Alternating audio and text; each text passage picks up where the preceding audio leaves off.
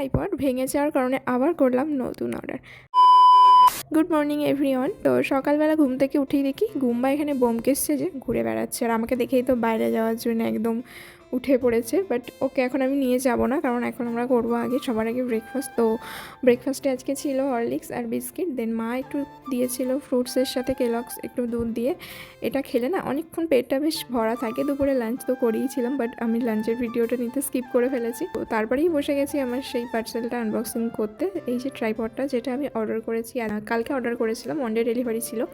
আসলে এর আগে আমি যেটা ইউজ করতাম ছোট, সেটা ভীষণ আমি মিশো থেকে অর্ডার করেছিলাম। প্রায় 3-4 বছর ইউজ করার পরে তার একটা স্ট্যান্ড ভেঙে গেছে, যার জন্য একদমই দাঁড়াচ্ছে না।